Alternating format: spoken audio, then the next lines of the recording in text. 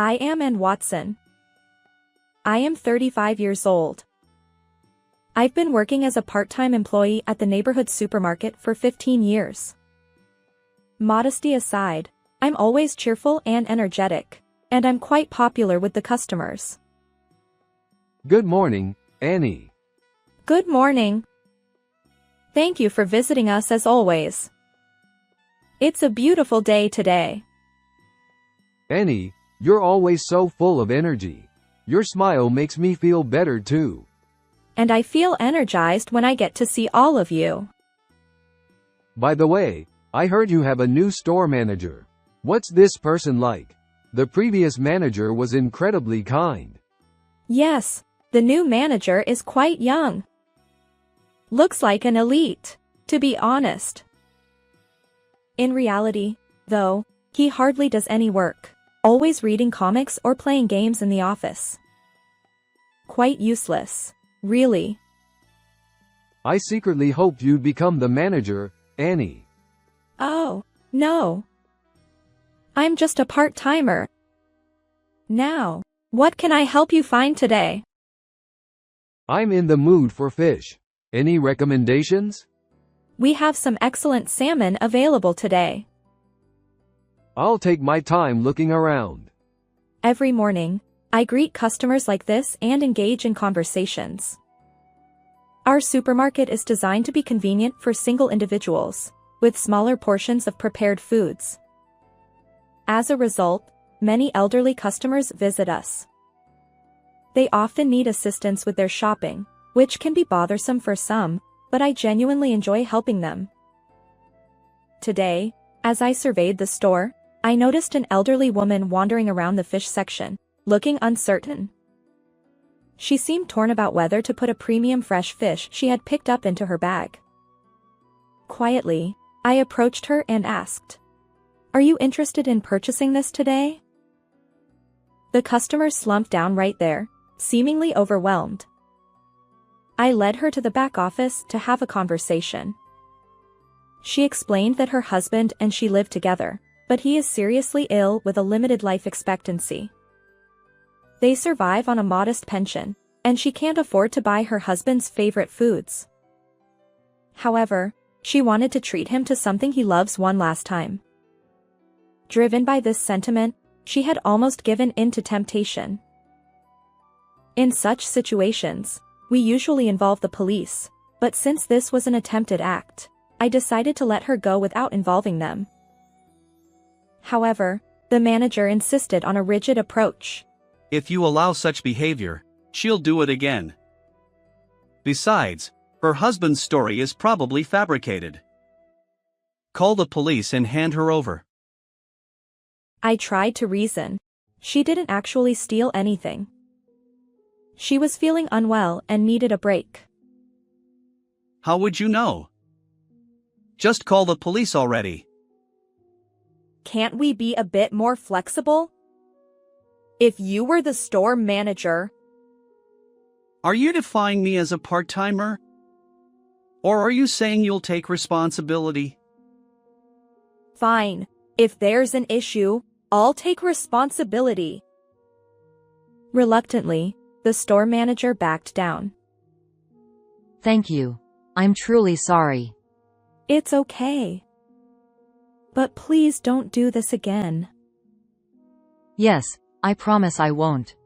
As I escorted the lady outside the store, I wondered if there was more I could do for customers like her. Amid the daily hustle, I felt powerless at times. One day, after a long time, a new employee joined us. Ever since the store manager changed, the turnover rate among part-timers has been high, and it's been quite challenging to find good replacements. The store manager called out, Hey, this is Sophia Lewis, the new recruit. You'll be in charge of training her. I sighed. Again? I did this last time too. The store manager grumbled. Why are you always so full of complaints? That's why middle-aged women. Why does he always have to phrase things like that? Just ask normally. Understood. Is it Ms. Lewis? Come over here. Following the usual routine, I explained the job responsibilities step by step, adhering to the new employee training manual. However, this newcomer always seemed to disappear mysteriously. Where does she vanish to? It's like she lacks any motivation and always has this absent-minded demeanor. But strangely, she's lightning fast at operating the cash register. Could she have worked at a supermarket before? Or maybe she has some other hidden talent. Speaking of which, how did the store manager select her? She's kind of cute. Definitely based on appearances, right? And honestly, it's inappropriate for the store manager to address a new part-timer as Sophie so casually. Still, I can't keep fussing over the newbies forever. As long as she doesn't make any major mistakes, I'll just observe her behavior for now. A few days later, on the eve of our annual disaster preparedness event, a colossal ordering mistake came to light. The emergency food supplies we needed for the event hadn't arrived. The debagging frenzy activity was a highlight of the event, and now we were left without the essential items. What's going on? You did place the order, right? Of course. Who do you think I am? I wouldn't make such a mistake. He retorted. Upon checking the order form, I discovered that the delivery date was a week away. What's this? I pressed. He snapped back. Quit bothering me. It's not my fault. You're the one who sent the order. You should have double-checked. What are you saying? Weren't you the one who told part-timers to stay out of it? I don't know. You're utterly useless if you can't even handle something like this. Wait a minute. Instead of making baseless accusations, what's our plan for tomorrow's event? Look, I don't know. It's all your responsibility. How did an incompetent and irresponsible man like him become the store manager? Does HR at headquarters have any discernment at all? Any good ideas? I rallied the other part-timers to brainstorm. First, we checked the warehouse and pulled out as much existing stock as possible for the event. We substituted long-lasting canned goods and filled in the gaps. We called suppliers to see if they could urgently deliver anything. But still. What do we do? We're still short.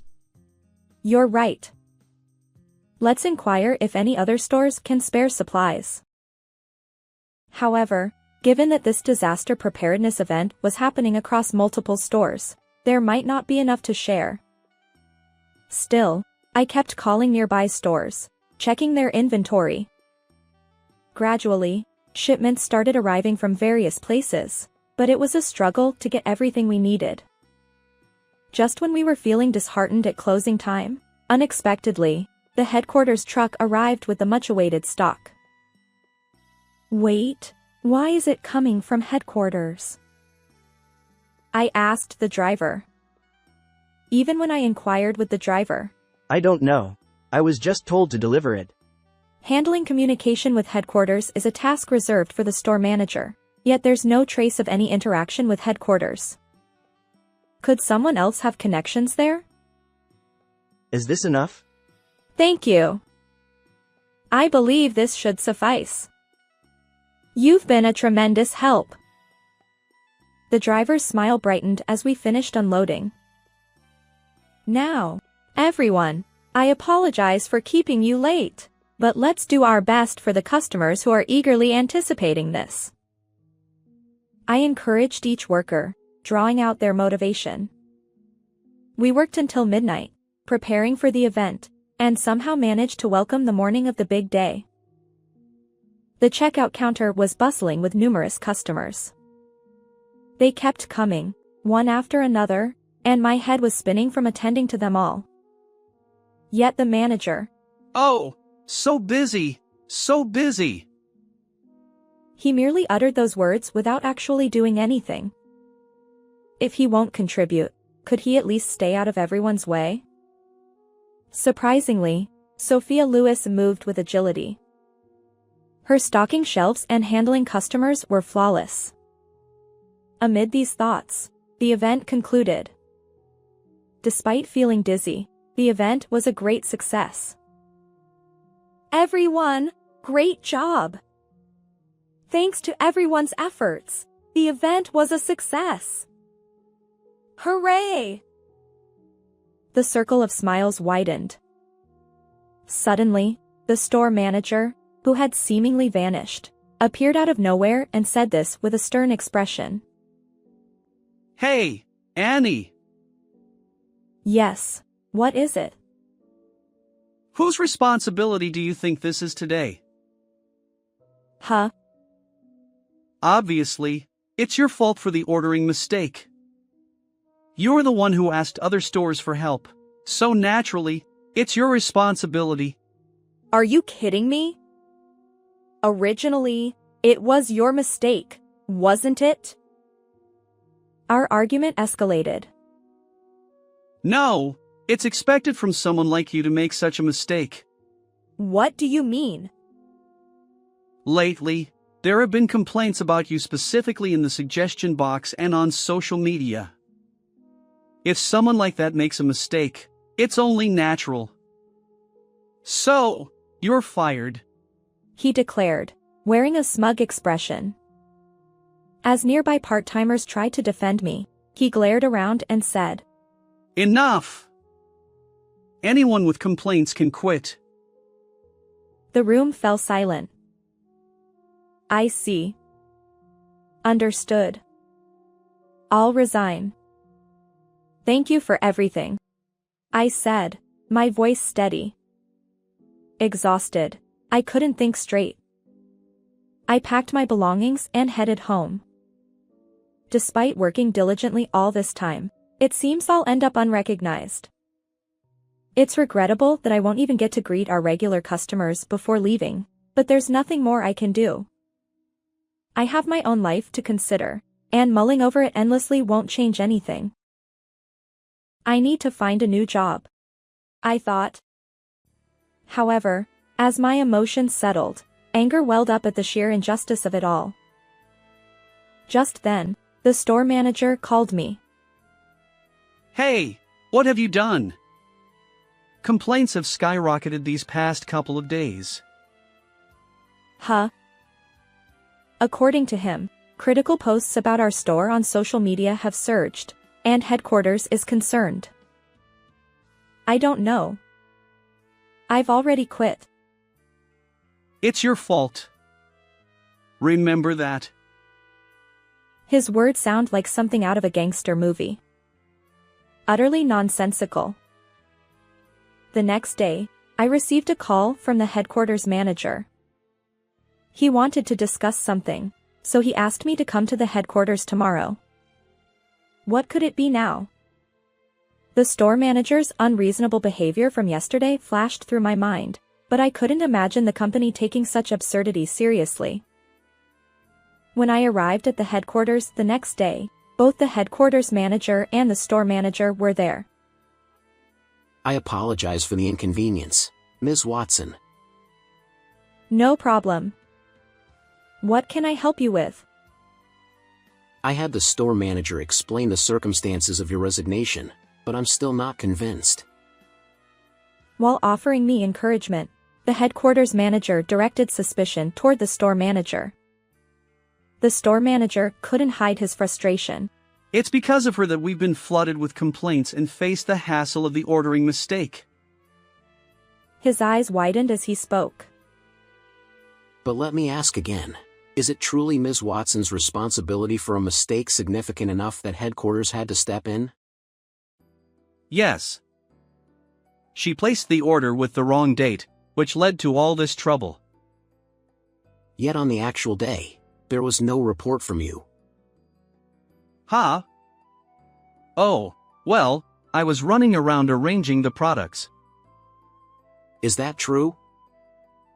Absolutely. No, it's a blatant lie. Just as I was about to retort, a female voice came from behind. He left promptly without doing anything. I turned to see none other than the new part-timer, Sophia Lewis. Oh. Ms. Lewis. Sophie! Why are you here? Both the store manager and I froze, caught like deer in headlights. I'm an undercover investigator dispatched by headquarters. Ms. Lewis calmly revealed her true identity. What? What? Ms. Lewis proceeded to expose the store manager's sloppy work habits. The store manager is incredibly careless in his duties. He always looks down on the part-timers, and any inconvenient tasks are delegated. During my job interview for the part-time position, he even made inappropriate comments. My resume was also filled with random things, but he didn't even bother looking at it. Resume. The document she presented had large hearts next to the sections where one typically lists education and work history. I never thought such a resume would pass. Well, it's unique, or rather, I saw potential. The store manager stammered, utterly bewildered. Next, let's discuss the complaint about Ms. Watson.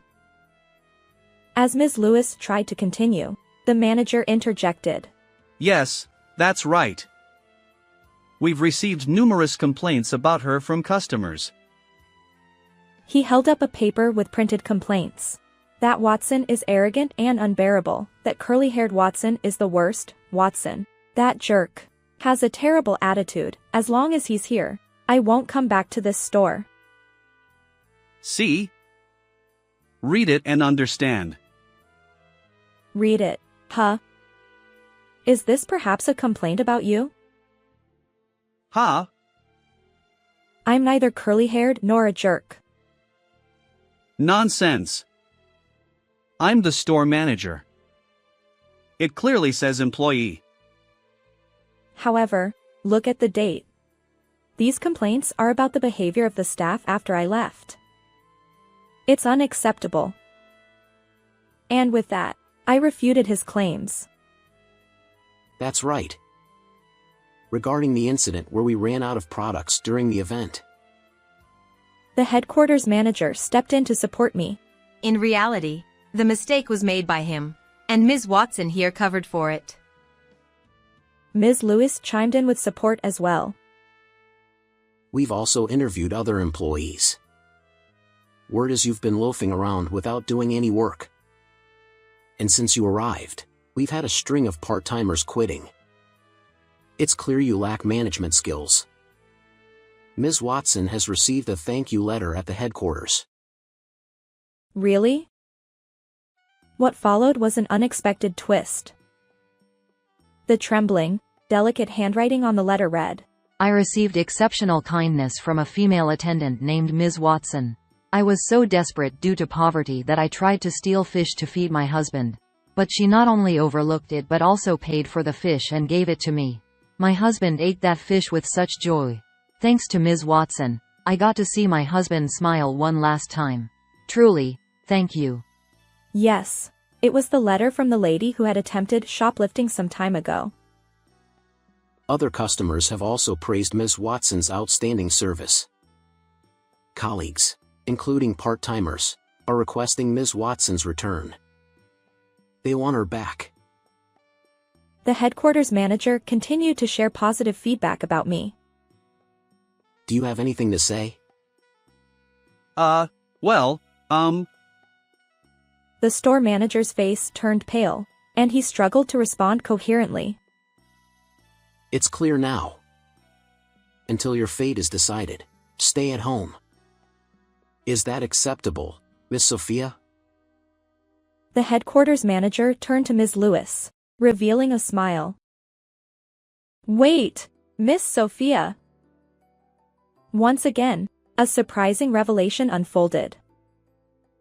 I apologize for keeping it quiet. I'm actually the CEO's daughter. Why? As an undercover investigator? My father claimed it was because he trusted me the most, but honestly, it's probably because he can exploit me cheaply. By the way, I lied about my age on my resume. I'm the same age as you, Ms. Watson. Wait, what? How is this even possible? I was speechless. And to think, I had also requested support from headquarters during the event planning. Truly fitting for the CEO's daughter. But goodness, she's incredibly young. Next time, I'll ask her about anti-aging secrets. Random, nonsensical thoughts raced through my mind. Now, let's get to the point. Ms. Watson, would you consider returning to the store? This time as the store manager. I'm not cut out to be a store manager.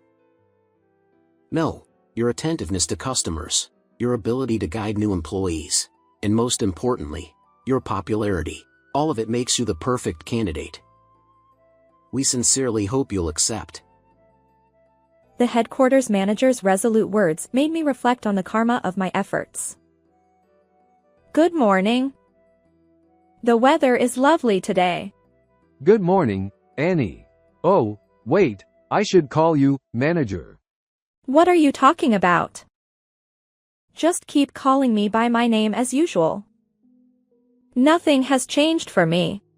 Yes, I returned to the store as the store manager. But fear not, I plan to continue interacting with customers in my own way. By the way, that previous store manager shared my last name, Watson.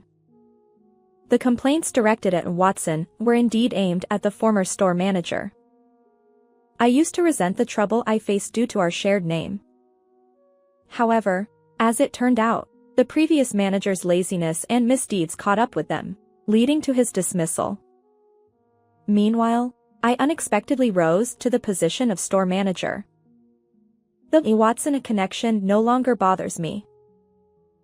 Since then, Miss Sophia, whom I've grown quite close to, graduated from her undercover investigator role and now works alongside me at the same supermarket. Perhaps one day, I'll ask her about her coveted anti-aging secrets. How did you find this story? And don't forget to subscribe to the channel. Until next time in our next video.